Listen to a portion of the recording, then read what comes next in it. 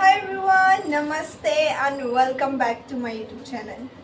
सो एक हफ्ते बाद मैं वीडियो बना रही हूँ क्योंकि अभी टाइम ही नहीं मिला था। अभी मैं 15 डेज से होटल के अकोमोडेशन में थी, तो हमें जो इंडिगो है वो 15 डेज़ का अकोमोडेशन प्रोवाइड करती है। उसके बाद हमें खुद का पीजी ढूंढना होता है, खुद का फ्लैट ढूंढना होता है। एंड तो मैं वही सर्च कर रही थी और मेरी क्लासेस स्टार्ट हो गई है, तो टाइम बिल्कुल भी नहीं मिल रहा है। बट मेरे को वीडियो बनाना था। बहुत सारे कमेंट्स आ रहे थे पीएचडी को लेकर कि पीएचडी क्या होता है, व्हाट इज़ पीएचडी एंड वो हेल्पफुल होता है कि नहीं, हमें लेना चाहिए पीएचडी अगर मिल रहा है तो, और सिलेक्शन रेशियो क्या होता है पीएचडी में, मेनली सिखाते क्या है पीएचडी में। तो इस वीडियो में आपका एक एक डाउट क्लियर हो जाएगा। मैं सब कुछ बताने वाली हूँ कि पीएचडी क्या होता है, आपको लेना चाहिए कि नहीं लेना चाहिए, और सिलेक्शन रेशियो कैसा है पीएचडी के अंदर। तो इस वीडियो को हम स्टार्ट करते हैं। तो पीएचडी जो होती है वो होती है प्री हायरिंग ट्रेनिंग। जी हाँ, पीएचडी की जो फुल फॉर्म है वो है प्री हायरिंग ट्रेनिंग। तो जो पीएचडी है वो इंडिगो एयरलाइंस ही प्रोवाइड करती है, ऐसा दूसरी कोई एविएशन कंपनी या और कोई कंपनी प्रोवाइड नहीं करती है। तो पीएचडी का पहले मतलब समझ लेते हैं कि पीएचडी होता क्या है। तो जैसे कि हम लोग को पता है कि हम लोग जब इंटरव्यू देने जाते हैं तो इंटरव्यू में 4 राउंड्स होते हैं, बट अब 5 भी होने लगे हैं, कहीं कहीं एआई राउंड ऐड हो गया है। अब एआई पे मैं दूसरी वीडियो बनाऊंगी कि एआई राउंड में मेनली क्या होता है, उसको कैसे क्रैक करना है और हमसे कौन से क्वेश्चन पूछते हैं एआई राउंड में। बट मेनली अभी हम लोग पीएचडी की बात कर लेते हैं। तो पीएचडी जो होती है, हम लोग का 2 तरीके का सिलेक्शन होता है। एक होता है डायरेक्ट सिलेक्शन, एक होता है प्री हायरिंग ट्रेनिंग में सिलेक्शन।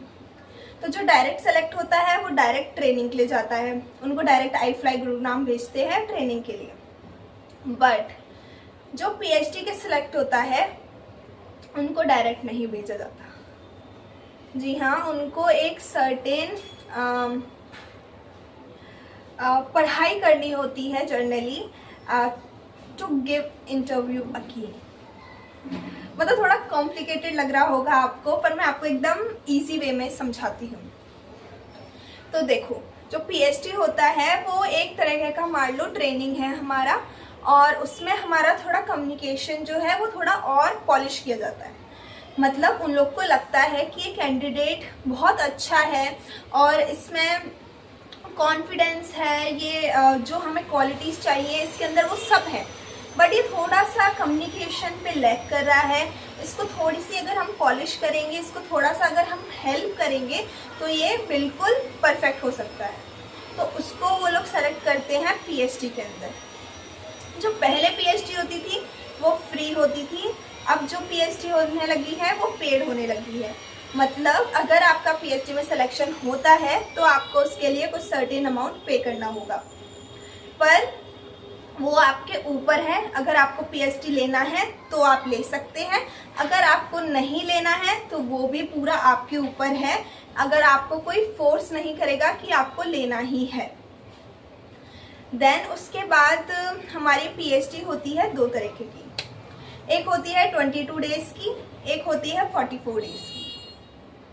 तो जो 22 डेज का पीएचडी होता है हमारा, उसका जो प्राइस है वो है 11,000।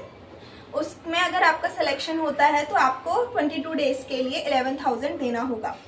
जो हमारी पीएचडी की क्लासेस होती हैं वो वीक में 5 डेज होती है, एंड हमारा सैटरडे संडे छुट्टी होता है। और जो एक दूसरा हमारा पीएचडी होता है वो होता है 44 डेज का। 44 डेज के लिए आपको 22 या 23,000 पे करना होता है। अब हमारा पीएचडी के अंदर होता क्या है, पीएचडी के अंदर मेनली हमारे कम्युनिकेशन पे वो लोग पूरा वर्क करते हैं। हमें पूरा पढ़ाया जाता है कि कम्युनिकेट कैसे करना है, आपके प्रोनाउंसिएशन को कैसे सही करना है, आपका ग्रामर कैसे सही करना है, वो हमें सब कुछ पढ़ाते हैं। रोज क्लासेस होती हैं और पीएचडी जो है वो ऑनलाइन ही होती है। तो रोज उसमें हमारी क्लासेस होती हैं और उसमें हमें पढ़ाया जाता है। देन उसके बाद एक होता है मिड रिव्यू, एक होता है फाइनल रिव्यू। तो जो पीएचडी होती है उसमें दो इंटरव्यू होते हैं मेरे, mid review and final review. तो मान लीजिए अगर आपका 22 डेज का पीएचडी है तो आपका 11 डेज के बाद, मतलब 22 का आधा कर दो, 11 डेज के बाद आपका मिड रिव्यू होगा। मिड रिव्यू क्या होता है? मिड रिव्यू मान लीजिए आपका एक मॉक इंटरव्यू, वो ऐसा फाइनल इंटरव्यू नहीं होता है, पर उसमें आएंगे तब भी इंडिगो से ही एचआर, वो आपका बिल्कुल इंटरव्यू लेंगे जैसा फाइनल इंटरव्यू होने वाला है आपका। वो सारे क्वेश्चंस पूछेंगे आपसे, आपको सब कुछ पूछेंगे। और हमें जो पीएचडी होता है उसमें ब्रीफिंग्स भी याद करवाते हैं, जो ब्रीफिंग्स हम ऑन बोर्ड पर देंगे, ब्रीफिंग्स एंड अनाउंसमेंट हमें याद करवाते हैं। तो जो हमारा मिड रिव्यू होगा उसमें एचआर आएंगे, वो हमसे क्वेश्चंस पूछेंगे, ब्रीफिंग्स पूछेंगे और हमें फीडबैक देंगे कि अभी आपका ये चीज़ इम्प्रूव हुआ है, बट ये चीज़ आपको वर्क करना है, इसको और इम्प्रूव करना है। तो आपको 11 डेज पे वो क्या देंगे? फीडबैक। मतलब मिड रिव्यू में आपको फीडबैक मिलेगा कि आपको किस पे वर्क करना है और आपका क्या चीज़ इम्प्रूव हुआ है। बट फिर जब आपका फाइनल रिव्यू होगा 22 डेज के बाद, वो होगा आपका फाइनल इंटरव्यू।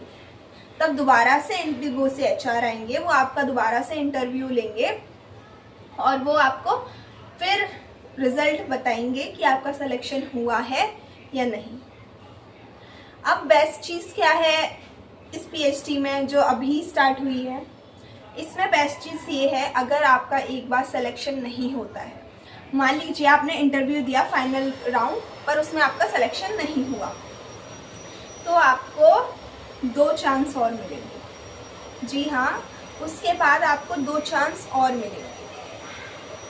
तो ये बहुत ही अच्छा है हमारे लिए, और मेनली उतने टाइम में लोग क्लियर कर ही लेते हैं क्योंकि आपको इतने अच्छे से पढ़ाया जाता है सब, जो उन लोग को मेनली चीज़ चाहिए वो आपको वो पढ़ाते हैं, तो सब कर लेते हैं।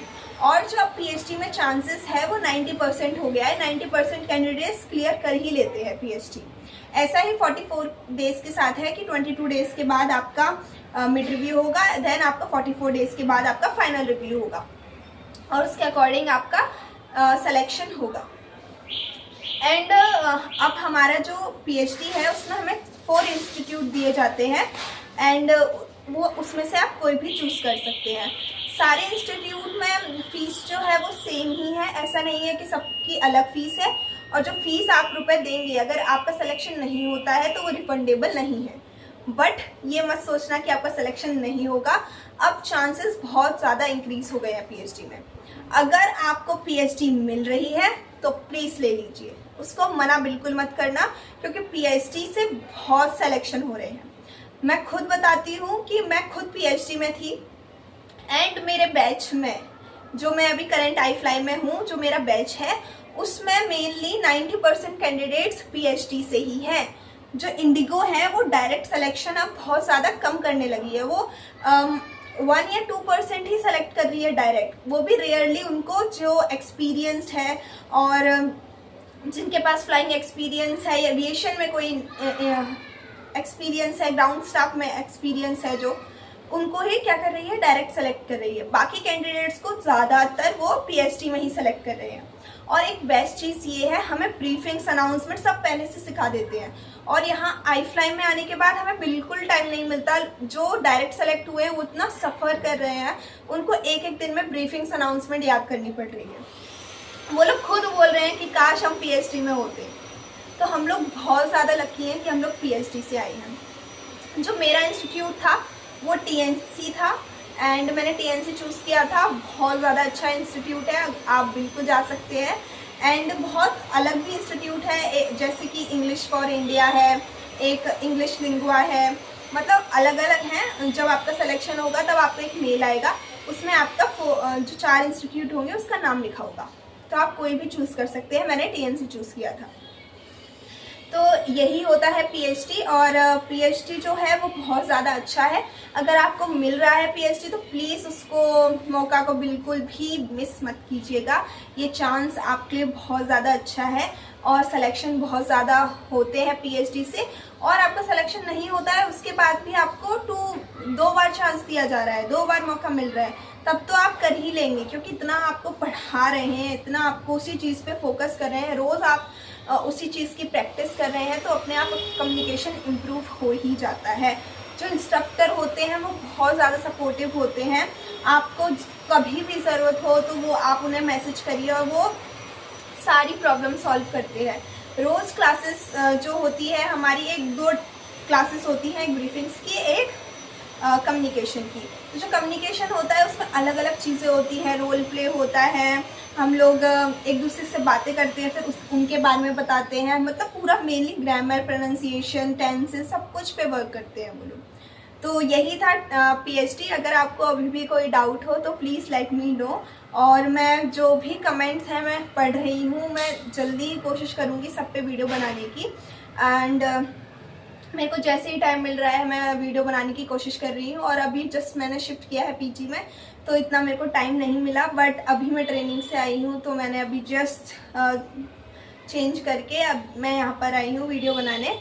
तो अगर आपको कोई भी डाउट हो तो प्लीज़ लेट मी नो, और अगर पीएचडी मिल रहा है तो प्लीज़ ले लो, बहुत ज़्यादा अच्छा है, आपको बहुत ज़्यादा हेल्प करेगा। अभी जो हमारा मॉड्यूल चल रहा है iFly में, वो बिल्कुल पीएचडी जैसा है, ऐसा लग रहा है कि ऑफलाइन पीएचडी चल रहा है। तो आप लोग को बहुत ज़्यादा इजी हो जाएगा, आपको ऐसा नहीं लगेगा बर्डन की कुछ समझ में नहीं आ रहा चल क्या रहा है, क्योंकि आपने पहले से वो चीज़ पढ़ रखी है।